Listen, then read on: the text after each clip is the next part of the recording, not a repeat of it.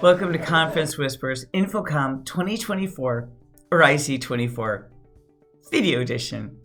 I'm Dr. Doreen Galli, Chief of Research at TBW Advisors LLC. Technical Business Whispers. The answer is always in the whispers. Subscribe today. Conference vibe. Could not help but notice you are at a true AV conference when attendees stop to geek out over the huge digital sign in Las Vegas Convention Center, West Hall.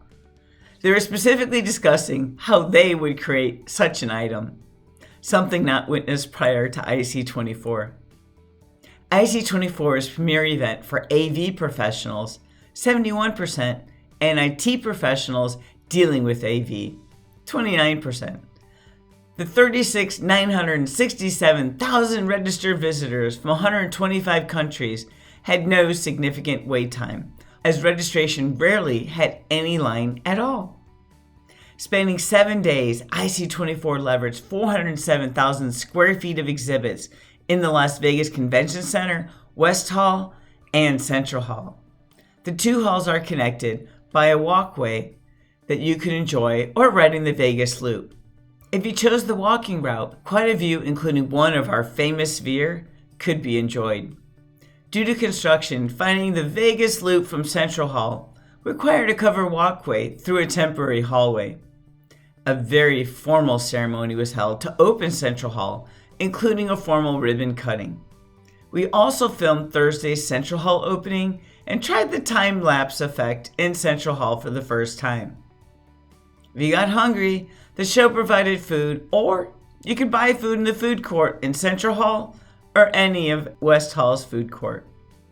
Our entire playlist of the video research of InfoComm 2024 is available on our YouTube channel. Save the list to capture all the related shorts when they're released. The latest in LED capabilities. While CES has a large collection of LED screens, CES is a little more consumer and IC24 is definitely industrial. Thus, the AV technology tends to be beyond what you would see in a residential setting, such as Samsung's massive exhibit wall that transports you around the world, or their transparent LED display. The common thing wasn't just different, but more energy efficient while maintaining brightness, such as the exhibit by Nanolumens. For technology, it's about every aspect of sustainability, even to the amount of ink used on the box. Shape is no longer a restriction, as can be seen at Pixelflex exhibit. Straight out of Hollywood, GCL shared their LED 7680 refresh rate technology, as well as their extended reality screens, as used in many Hollywood films. One of the more exciting things we came across is the Kinetic LED technology.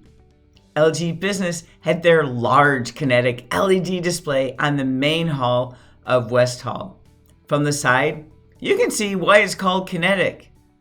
Another smaller player, PJ Link, shared their Kinetic LED, which can also be used to play a game.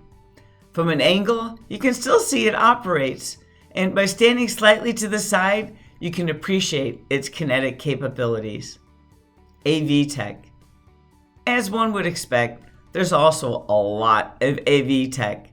Blackmagic Design, a favorite of many at NAB show, shared their latest release, Blackmagic Replay, a new way of creating live action replays. This is sure to save a lot of time for AV engineers.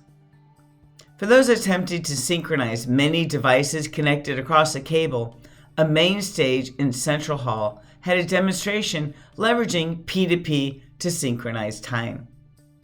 We received a full tour of the Belkin booth and saw their offerings from basic power supply to the family team charging cabinets to secure switches.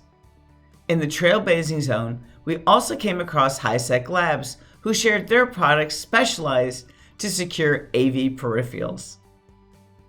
Interactive displays were a huge hit, with many varieties on display. Multi-Action shared their technology with built-in touch technology called ClearSight Touch, involving rear infrared, providing amazing possibilities. The interactive collaborative meetings technology integrated with Teams, the Trailblazer Zone, also featured Notes Now. Teams also hosted a keynote on revolutionizing the workspace. Meanwhile, Scott Josephson from Google shared his opinion on how to operate Google Meet at the enterprise level.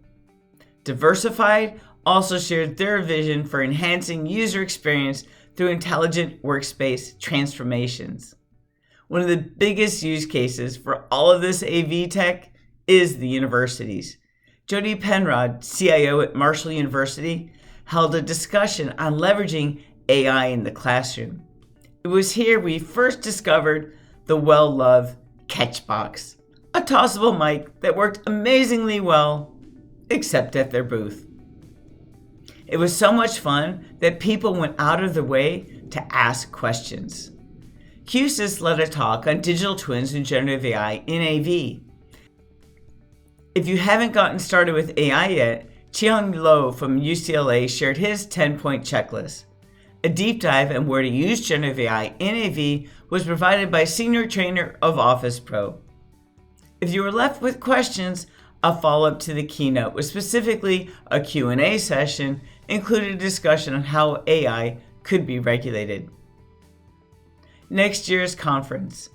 InfoComm 2025 takes place June 7th through the 13th at the Orange County Convention Center, Orlando, Florida. This has been Conference Whispers InfoComm Video Edition. The answer is always in the whispers. Subscribe today.